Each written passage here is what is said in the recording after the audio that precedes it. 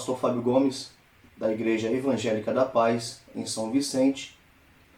O tema da minha palestra é as heresias cristológicas. Nesse estudo bíblico, irei fazer a exposição das heresias acerca das duas naturezas de Jesus. Essa doutrina é chamada de união hipostática, uma doutrina fundamental da fé cristã, porque nela está expresso o modo como foi efetuada de forma específica a salvação da humanidade. Sendo assim, quero fazer a leitura do posicionamento teológico do teólogo Erickson no que diz respeito à doutrina das duas naturezas de Jesus, ou seja, a união hipostática. Erickson disse o seguinte: a redenção concretizada na cruz do Calvário só teria validade para a humanidade se fosse realizada por um Jesus humano que tivesse a capacidade de morrer. Mas para que tivesse valor infinito e eterno, era preciso que também fosse obra de um Cristo divino. Ou seja, veja como é importante essa doutrina, a doutrina das duas naturezas de Jesus, a união hipostática. Isso fica claro no posicionamento teológico desse teólogo, o Erickson, no que diz respeito a essa doutrina bíblica. Irmãos, a partir de agora, daqui para frente, irei apresentar aos irmãos a origem divina de Jesus, a origem humana de Jesus e, por fim, a rejeição da origem divina e humana de Jesus. É aqui que mora, é aqui que reside as heresias cristológicas. Primeiro, vamos iniciar a partir da origem divina de Jesus. A deidade de Jesus é comprovada através de alguns de seus atributos divinos. O que é um atributo? Um atributo é uma característica. Um atributo é uma qualidade. E nós sabemos, quando estudamos a doutrina de Deus, que há os atributos incomunicáveis e os atributos comunicáveis. Os atributos incomunicáveis são exclusivos de Deus. Então, vamos verificar aqui na origem divina de Jesus que ele possui, ele é detentor desses atributos incomunicáveis, ou seja, exclusivos de Deus. Logo, sendo assim, fica provado que Jesus é plenamente Deus. Então eu quero aqui pontuar o primeiro atributo, que é a eternidade. Isaías capítulo 9, versículo 6 diz assim: porque um menino nos nasceu, um filho se nos deu, e o principado está sobre os seus ombros. Esse chamará o seu nome, Maravilhoso, Conselheiro, Deus Forte, agora note bem, Pai da Eternidade, Príncipe da Paz. Então, segundo o profeta messiânico Isaías, Jesus é eterno, um atributo exclusivo de Deus, o que faz dele plenamente divino. Outro texto sobre a eternidade é Miqueias capítulo 5, versículo 2.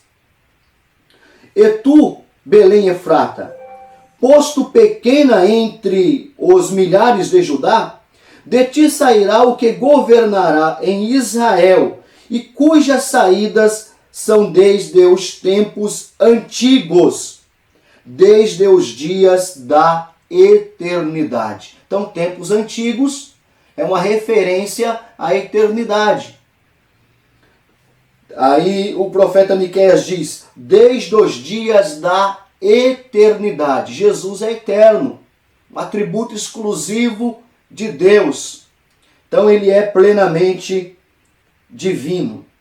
Um terceiro texto é João capítulo 1, versículo 1, que diz assim: no princípio era o Verbo, e o Verbo estava com Deus, e o Verbo era Deus. Esse princípio aqui, os teólogos chamam de princípio absoluto. É uma referência clara à eternidade. Então, primeiro atributo aqui exclusivo de Deus, a eternidade. Então fica provado que Jesus é plenamente divino. Segundo atributo, a onisciência. Mateus capítulo 9, versículo 4 diz o seguinte acerca da onisciência. Mas Jesus, conhecendo seus pensamentos, disse: por que pensais mal em vossos corações? A onisciência é um atributo exclusivo de Deus. Onisciência significa todo o conhecimento. Então fica claro aqui em Mateus 9:4 que Jesus é onisciente. Logo, ele sendo onisciente, entendemos que ele é plenamente divino. Veja, mas Jesus, conhecendo seus pensamentos, disse: por que pensais mal em vossos corações? Jesus é onisciente. Outro texto, Lucas capítulo 6, versículo 8, somente a parte A. Mas Jesus, vendo o pensamento de seus corações. Veja, esse texto também comprova a onisciência de Jesus. Nós temos também, no caso, outros textos. Eu citei aqui Lucas 6, versículo 8, mas quero corrigir. Esse versículo que eu li é Lucas capítulo 9, versículo 47, a parte A. Mas nós temos outros textos que comprovam a onisciência de Jesus, mas não farei a leitura para não ficar muito extenso o estudo bíblico. Vamos pontuar aqui um outro atributo exclusivo de Deus, o que faz de Jesus plenamente divino, a onipresença, que significa que ele está presente em todos os lugares ao mesmo tempo. Vamos fazer essa leitura para provar que Jesus é plenamente divino através do atributo da onipresença. Mateus 18, versículo 20, que diz assim: porque onde estiverem 2 ou 3 reunidos em meu nome, aí estou no meio deles. Sabemos que isso só é possível através do atributo da onipresença. Sem esse atributo da onipresença, não é possível estar presente em todos os lugares onde estiverem 2 ou 3 reunidos. Mas nós temos ainda um outro texto que comprova que Jesus é plenamente divino através do atributo da onipresença. Nós vamos comprovar isso lá em Mateus 28, versículo 20, que diz assim: eis que eu estou convosco todos os dias, até a consumação dos séculos. Esse é um outro versículo, é um outro texto que comprova o atributo da onipresença de Jesus, atributo exclusivo de Deus. Fica então aqui provado que Jesus é plenamente divino. Nós temos ainda um outro atributo exclusivo de Deus, que aqui quero destacar, que vai comprovar que Jesus é plenamente divino, que é o atributo da onipotência. Onipotência significa que Jesus, Deus Pai, é todo-poderoso. Então eu quero ler aqui o primeiro texto para provar isso. Mateus 28, versículo 18, que diz assim: e, chegando-se Jesus, falou-lhes, dizendo: é-me dado todo o poder no céu e na terra. Veja, olha as palavras de Jesus. Eu chamo a sua atenção, meu prezado irmão, para observar as palavras ditas por Jesus. Ele disse: é-me dado todo o poder no céu e na terra. Então fica provado aqui que Jesus é onipotente, ou seja, ele é todo poderoso, um atributo exclusivo de Deus. Portanto, Jesus é plenamente divino. Temos ainda um outro texto bíblico que comprova que Jesus é onipotente. Apocalipse capítulo 1, versículo 8. Esse texto diz o seguinte: eu sou o alfa e o ômega, o princípio e o fim, diz o Senhor, que é, e que era, e que há de vir. Agora note bem, o Todo-Poderoso. O Todo-Poderoso. Veja, Jesus, ele é onipotente, ele é todo-poderoso, atributo exclusivo de Deus. Isso faz de Jesus plenamente divino. Temos ainda um terceiro texto, está em Apocalipse 11, versículo 17, diz assim: dizendo, graças te damos, Senhor Deus Todo-Poderoso, que és, e que eras, e que há de vir, que tomaste o teu grande poder e reinaste. Então note que aqui em Apocalipse 11, 17, nós identificamos aqui as palavras todo-poderoso e grande poder. Então isso faz de Jesus onipotente. Fica provado na Bíblia Sagrada que Jesus tem o atributo exclusivo da onipotência. Portanto, ele é plenamente divino. Fica claro, esse é o primeiro ponto que eu estou abordando com os irmãos acerca da natureza divina de Jesus. Ele tem atributos exclusivos que são atributos exclusivos de Deus, portanto ele é plenamente divino. Jesus é verdadeiro Deus. Vamos para o segundo ponto desse estudo, que é a origem humana de Jesus.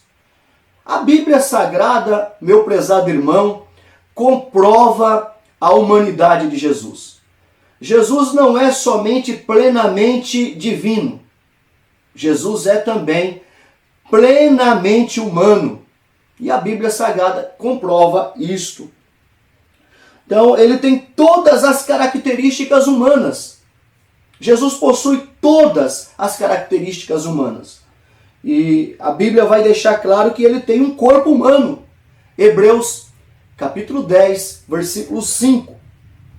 Diz assim: por isso, entrando no mundo, diz, sacrifício e oferta não quiseste, mas corpo me preparaste.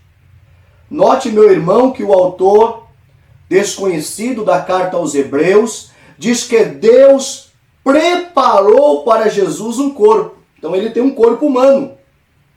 Mas ele não tem somente um corpo humano, ele também tem uma alma humana.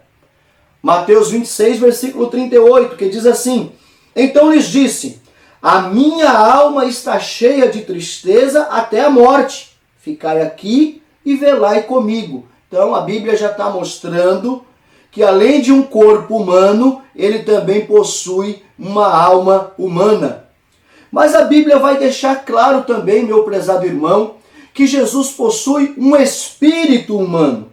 João capítulo 13, versículo 21. Tendo Jesus dito isto, turbou-se em espírito, note bem, e afirmou, dizendo, na verdade vos digo que um de vós me há de trair. Então, todos esses textos, meu prezado irmão, comprovam que Jesus é plenamente humano. Porque os humanos, os seres humanos são tricótomos. O homem, o ser humano, é um ser tricotômico. Ele é espírito, alma e corpo. E a Bíblia comprova que Jesus é plenamente humano porque ele é detentor de um corpo, de uma alma e de um espírito. Ou seja, ele tem todas as características humanas. Fica claro aqui então que Jesus é plenamente divino e plenamente humano. Ele é verdadeiro Deus e verdadeiro homem. Ele é 100% Deus e 100% homem. Então, essa doutrina na teologia é chamada de união hipostática. Agora aqui no tópico 3, quero abordar com os irmãos a rejeição da origem divina e humana de Jesus. E eu chamo a sua atenção, meu prezado irmão, porque é aqui que reside, é aqui que mora as heresias cristológicas.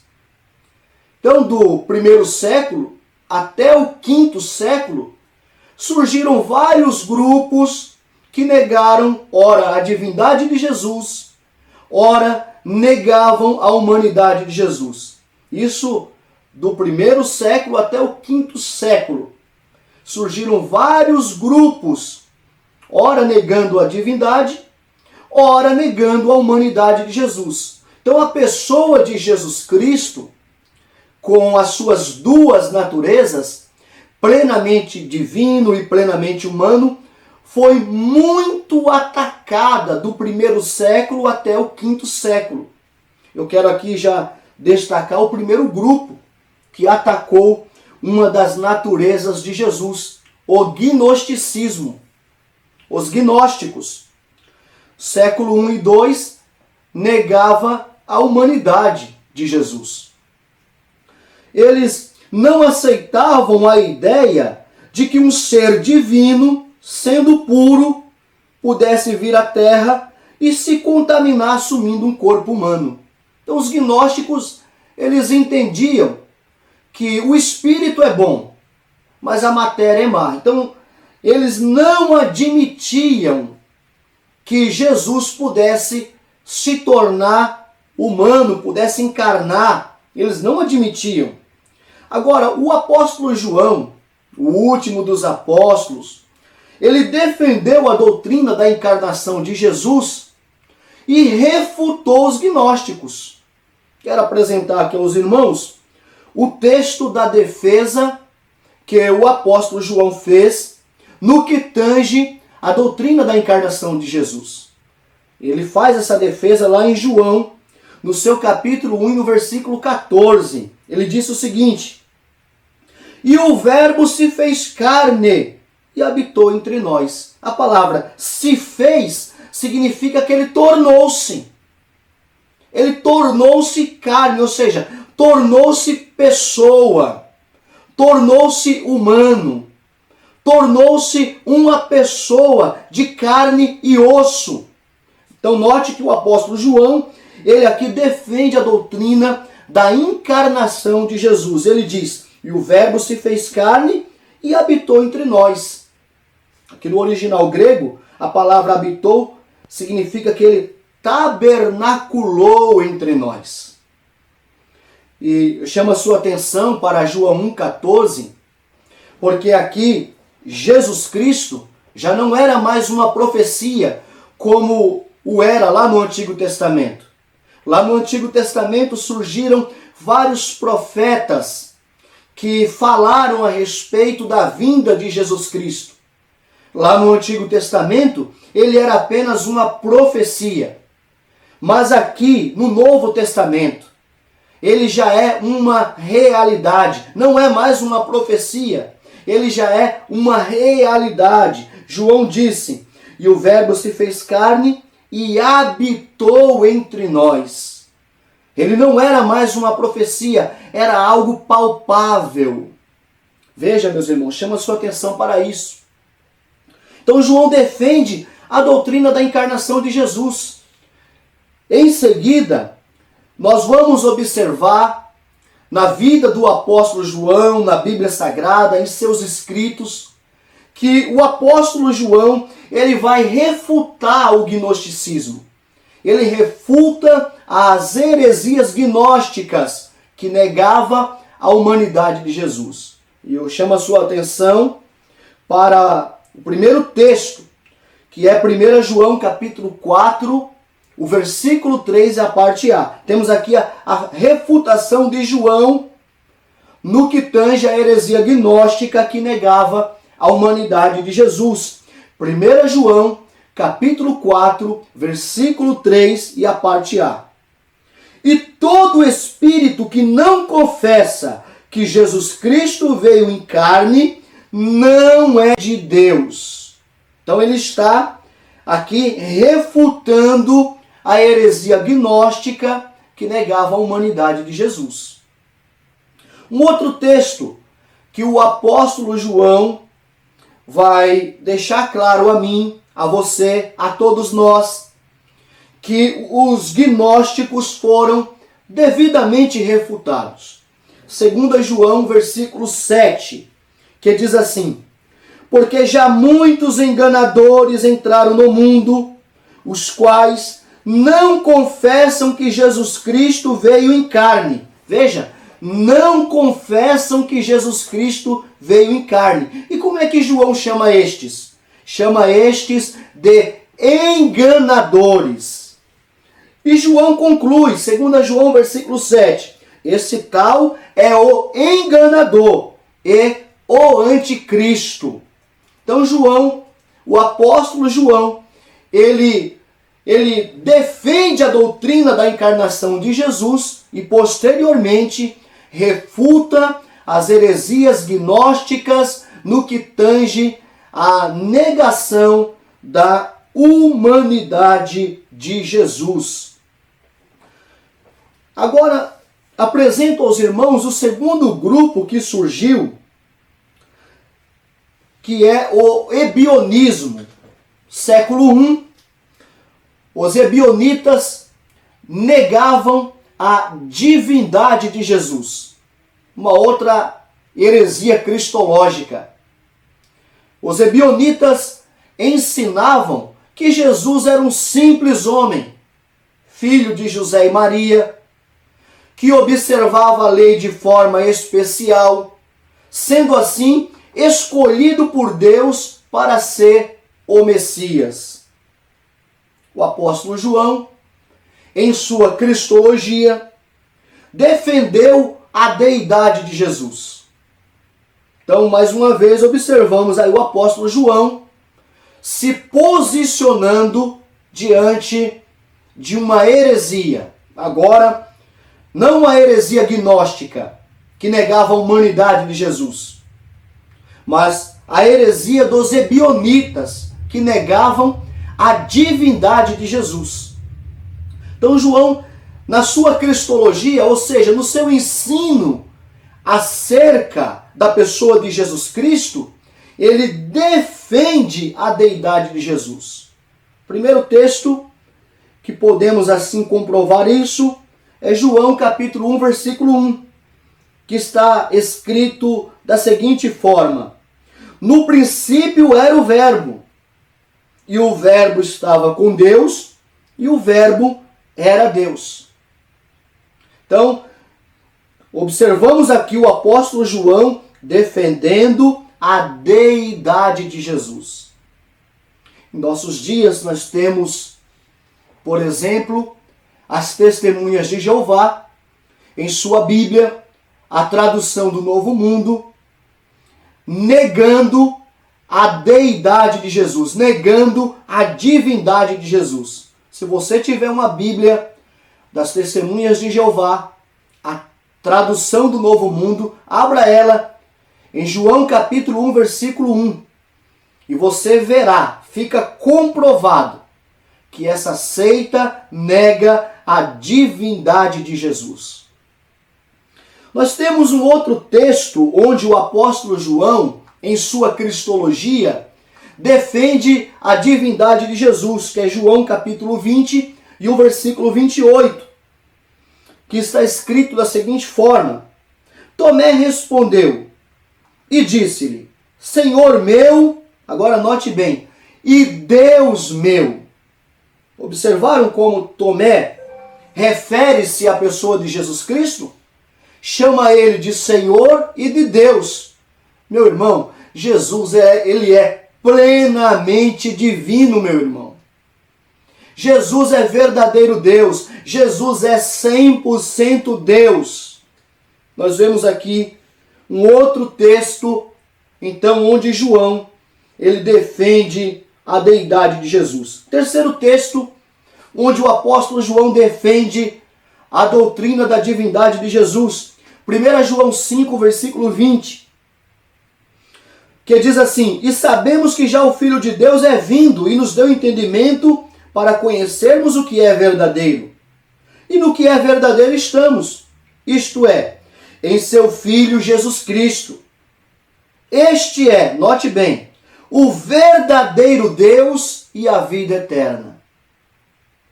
Observaram como a pessoa de Jesus Cristo é apresentada por João? João apresenta a pessoa de Jesus Cristo como sendo verdadeiro Deus. Meu irmão, fica então claro, nos escritos de João, na Bíblia Sagrada, que Jesus é plenamente divino. E essa heresia ebionita, a heresia dos ebionitas, foi então combatida por teólogos, por bispos zelosos da igreja, e à luz da Bíblia ela não se sustenta, meus irmãos. Mas nós temos ainda um outro grupo que surgiu, o arianismo. O arianismo surgiu no século IV e o arianismo negava também a divindade de Jesus. Ário era um presbítero e Ário ele ensinava que Jesus não era igual ao Pai, mas era uma grande criatura. Ário, presbítero da igreja de Alexandria no Egito, dizia que Jesus era a primeira criatura de Deus. Ele dizia que Jesus era o mais velho, dizia que Jesus era o primeiro de uma série. Agora eu quero destacar nessa heresia dos arianos, nesse ensino herético defendido pelo presbítero Ário, que ele fez uma interpretação equivocada do texto bíblico de Colossenses 1:15. Esse texto descreve Jesus Cristo como sendo o primogênito de toda a criação de Deus. E aqui eu quero pontuar 3 coisas. A primeira, a palavra primogênito, no seu sentido literal, significa o primeiro a nascer. Por isso que é primogênito. No seu sentido literal, primogênito significa o primeiro a nascer. Segunda coisa que eu quero pontuar. A palavra primogênito na Bíblia, às vezes, não tem um sentido literal. E é aqui que as pessoas precisam entender isso. E é aqui que o presbítero Ário não conseguiu assimilar bem, não conseguiu compreender bem. Essa palavra primogênito na Bíblia, às vezes não tem um sentido literal. Exemplo, Israel. Lá em Êxodo capítulo 4, versículo 22, Israel é descrito como o primogênito. Entretanto, sabemos que Israel não é o primeiro povo da terra. Então a palavra primogênito na Bíblia, às vezes não tem um sentido literal. Terceiro ponto aqui que eu quero destacar, a palavra primogênito nesse texto tem o sentido de domínio. A palavra primogênito nesse texto tem o sentido de elevado. A palavra primogênito nesse texto tem o sentido de posição de destaque. E ela refere-se a Jesus Cristo, aquele que tem a preeminência, aquele que é elevado, aquele que tem o domínio de todas as coisas. Eu chamo a sua atenção para ler Colossenses 1, versículo 18. Mostra Jesus como aquele que tem a preeminência, aquele que tem o domínio de todas as coisas, que ocupa uma posição de destaque. Eu chamo ainda a sua atenção para verificar na sua Bíblia, Colossenses capítulo 1, fazer uma leitura cuidadosa desse texto. No versículo 16, fica claro que Jesus não é uma criatura, Jesus é o Criador. Nele foram criadas todas as coisas. Então, à luz da Bíblia, o ensino dos arianos que negava a deidade de Jesus não se sustenta. Jesus ele é plenamente divino. Vamos avançando, eu quero, meus irmãos, destacar outro grupo que surgiu apregoando, ensinando heresias no que tange a pessoa de Jesus Cristo, o apolinarismo. No século IV, surge então o apolinarismo, que reduzia a humanidade de Jesus. Apolinário ensinava que a alma divina de Jesus tinha ocupado um corpo humano. Observaram? Olha o ensino de Apolinário. A alma divina de Jesus ocupou um corpo humano. Então veja como ele reduziu a humanidade de Jesus. Com este ensinamento, esse homem, Apolinário, que era um teólogo influente, era bispo da igreja de Laodiceia, ele está dizendo nas entrelinhas que Jesus não era plenamente humano. Ou seja, está cometendo uma heresia, porque nega a humanidade plena de Jesus Cristo. Então esse ensino é herético. Esse ensino é uma heresia. A Bíblia diz que Jesus é plenamente humano. Ele tem um corpo humano.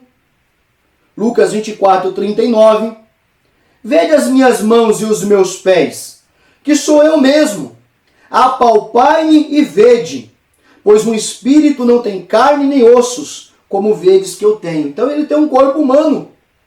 Aqui é um texto que comprova que ele tem um corpo humano. Temos um outro texto que comprova também que ele tem uma alma humana. João capítulo 12, versículo 27, somente a parte A.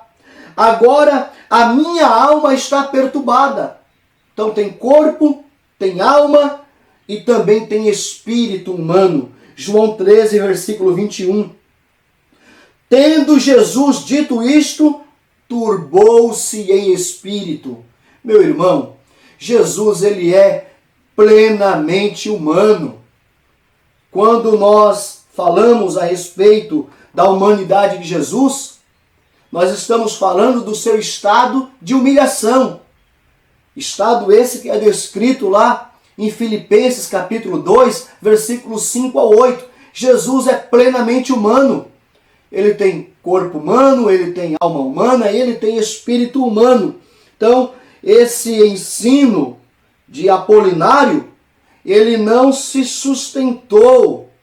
Surgiu bispos, surgiu teólogos que vieram bater de frente contra o ensinamento de Apolinário, que reduzia a humanidade de Jesus, dizendo que a alma divina de Jesus ocupou um corpo humano, ou seja, nas entrelinhas deixando claro que Jesus não é plenamente humano. Por fim, eu quero destacar o quinto e último grupo que cometeu uma heresia cristológica, o eutiquianismo. No século V, reduziu a divindade e também reduziu a humanidade de Jesus. Eutiques ensinava que o corpo de Jesus não era idêntico ao do restante da humanidade. Esse era o ensino dele. Então, segundo Eutiques, a carne de Jesus fora deificada na encarnação. Então, note que ele reduziu tanto a humanidade de Jesus, como também reduziu a divindade de Jesus. Agora, o apóstolo Paulo declarou à igreja de Filipos que Jesus é plenamente Deus e plenamente homem. Eu quero fazer essa leitura com os irmãos para finalizar esse estudo bíblico. Vamos fazer essa leitura em Filipenses capítulo 2, versículos 5 ao 8, que diz assim: que haja em vós a mesma mente que houve também em Cristo Jesus, que, sendo em forma de Deus, não teve por usurpação ser igual a Deus. Versículo 7. Mas fez-se sem reputação, tomando sobre si a forma de um servo, fazendo-se semelhante aos homens. Versículo 8. E, achado na forma de homem, humilhou-se a si mesmo, sendo obediente até a morte e morte de cruz. Então note que essa leitura que acabamos de fazer comprova que Jesus é plenamente divino e plenamente humano. Note também, nessa leitura que acabamos de fazer, que aqui nós temos as três formas de Jesus Cristo. Primeiro, no versículo 6, nós temos a forma de Deus. Posteriormente, no versículo 7, nós temos a segunda forma de Jesus Cristo, forma de servo. E ele é descrito assim nos escritos de Marcos. Leia o Evangelho de Jesus Cristo segundo escreveu Marcos. Ele é apresentado ali como servo. E nós temos também aqui a terceira forma de Jesus Cristo, no versículo 8, forma de homem. Ele é descrito assim nos escritos de Lucas. Leia o Evangelho de Jesus Cristo segundo escreveu Lucas. Porque Lucas apresenta Jesus como sendo o homem perfeito. Então, nessa leitura que acabamos de fazer, nós observamos aqui que Jesus é plenamente divino e ele é plenamente humano. Quando ele assumiu a forma de homem, ele não deixou de ser Deus. Ele apenas abriu mão de alguns de seus privilégios. Portanto, Jesus é uma pessoa que tem duas naturezas. Uma pessoa com duas naturezas. Ele é plenamente divino e plenamente humano. Ele é verdadeiro Deus e verdadeiro homem. 100% Deus e 100% homem. Chegamos ao final desse estudo bíblico. Eu quero, meus irmãos, fazer aqui a conclusão desse estudo bíblico. As heresias acerca das duas naturezas de Jesus foram combatidas e condenadas por bispos zelosos da igreja. E hoje, como os cristãos reagem diante de heresias que atentam contra ensinos fundamentais da fé cristã? Então, nessa conclusão, eu deixo aqui uma reflexão a você que me acompanha. As heresias cristológicas que surgiram ali do 1º ao 5º século foram combatidas. E hoje, como os cristãos de hoje reagem diante aos ataques à pessoa de Jesus Cristo? Pense sobre isso, reflita sobre isso e que Deus abençoe grandemente a sua vida. Obrigado por acompanhar esse estudo bíblico até aqui e até uma próxima oportunidade, assim querendo Deus. Eu encerro agradecendo as orações dos irmãos da Igreja Evangélica da Paz, as orações dos meus familiares, porque fazer exposição da palavra de Deus é uma grande responsabilidade. Agradeço também a oportunidade que me foi dada pelo meu pastor presidente, pastor Natanael Rinaldi Filho. E que Deus assim abençoe grandemente a vida de todos os irmãos. Fiquem todos com Jesus.